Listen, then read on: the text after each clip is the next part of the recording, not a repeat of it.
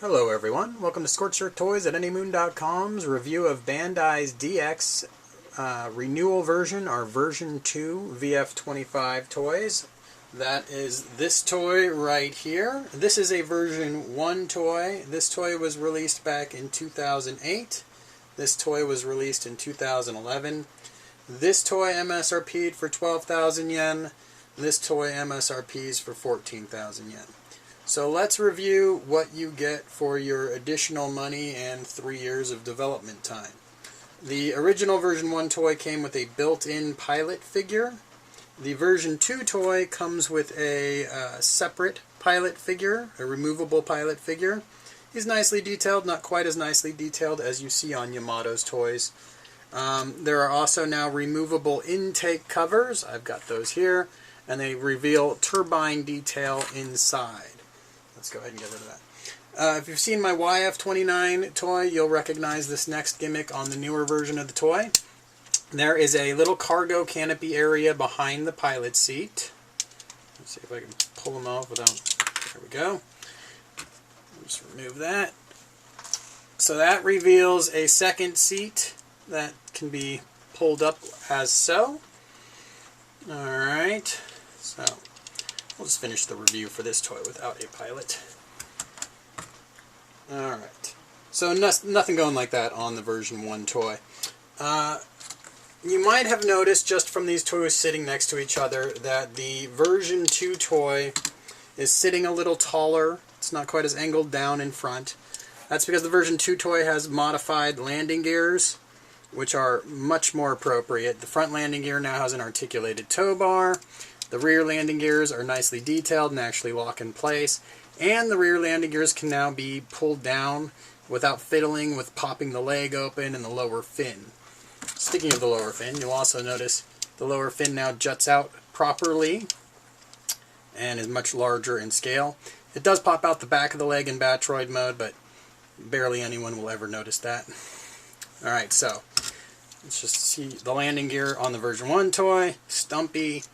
No locks, and they're actually kind of a pain in the butt to pull out. The version 2 toy now has wings that can sweep all the way forward, and it has nice little details. The blue here on the version 1 toy is painted on. Here it's a clear plastic insert. The head on the version 2 toy, or version 1 toy, has a big lip right here. It's now a nice smooth segue. The knees on the version 1 toy have a big lip right here. Again, nice and smooth now. On the version 1 toys, the gun does not attach just as so. You actually need a separate part. So if this is your version 1 gun, you need to attach a plastic clip that then inserts into the toy. That's not the case on the version 2. The version 2, it just fits right in between the arms. And this doesn't really matter, but the hands for Battroid and Gwalk mode, the articulated hands, can now fit in fighter mode. That wasn't the case before. From this angle, you'll notice that the legs show up through the back plate as they're supposed to. That didn't really happen on the version 1 toy. And on anymoon.com, I will show you lots of line art comparisons so you can get a feel for just how much better fighter mode emulates the line art. But there are a lot more improvements to this toy, and most of those are more obvious in Gwalk and Battroid mode, so let's keep moving on. Alright, here is Gwalk mode, and here is where the version 2 toy really starts showing off how much better it is than the version 1 toy. Now obviously people with keen eyes will see how much better fighter mode was, but there is just no ignoring how much better Gwalk mode is. Let's start with the gun. The gun now, you pull out on the bottom handle, and then you kind of lock it into place. And so the gun is just a little bit more manageable. So, minor improvements, but improvements nonetheless. Let's move on to the hands. These are the same hands that were on the toy in fighter mode. They're articulated hands. On the version 1 toys, there are knife hands that have to be on the toy for fighter mode, because otherwise the hands won't fit into the shield. The shield itself is a big improvement as well. It stays on very tightly on the arm, so that's nice to see. It has the little latch mechanism that allows the fatter hands to sit in there. And it also has the same knife stowage ability that you saw on the VF-25F toys. So the shield is a big improvement. The biggest improvement, though, is the same support mechanism that was on the VF-25F toys. That keeps the back of the toy up and erect in Gwalk mode. On the version 1 toys, if there was any weight whatsoever on the back, the whole back would hinge down and you would have this terrible looking floppy mess. The other big improvements that stop this toy from ever becoming a floppy mess are you got your angled knees, you got the knee that allows a steeper Gwalk angle, little reverse angle knee, but you also have the hips that can be connected at the same time as the legs splay outward because of those knees. So now I'll show you a version 1 Gwalk mode toy just to kind of reinforce how big those improvements are. Alright, so here is a version 1 Gwalk toy. I just transformed it so it has the knife hands on it. So you can see there's nothing really you could do with those. The bottom of the toy is a floppy mess because the knees aren't really attached, because you can't really attach them and have the legs do what they're supposed to do. Also, there's nothing supporting the back of the toy, so you start getting this broken back look to it. So, obviously, this is not a lot of fun. One other thing to note, on this version 2 toy, which again, obviously much, much better, you can stow the gun using this support. I think I showed that off more on the VF-25F, and I'll have pictures of that up on anymoon.com. So, there are still some other improvements you would notice the first time you transformed into Gwalk, but they're a little easier for me to point out in the Battroid mode. So let's move on to Battroid. Alright, here we have Battroid mode. When you were transforming into Gwalk, I mentioned, or when I transformed into Gwalk, I mentioned that there were a few things that were easier to show in Battroid mode. One of these is this elbow connection. You can now extend the elbow down a little bit, and that gives you a greater range of motion. So that is nice. There it goes in. There is now a ball joint in the shoulder. This is pretty crucial. It's one of the big things missing from the first toy. So you can now angle the arm out straight like that. And since it is a ball joint, you could also twist there. So that's pretty huge. Before, you had to work with the mechanisms that transformed the shoulder to try to get any play there. And you could do that somewhat successfully, but nowhere near as nicely as you can now. And that whole shoulder mechanism has been overhauled, so the parts go where they're supposed to go a little bit easier.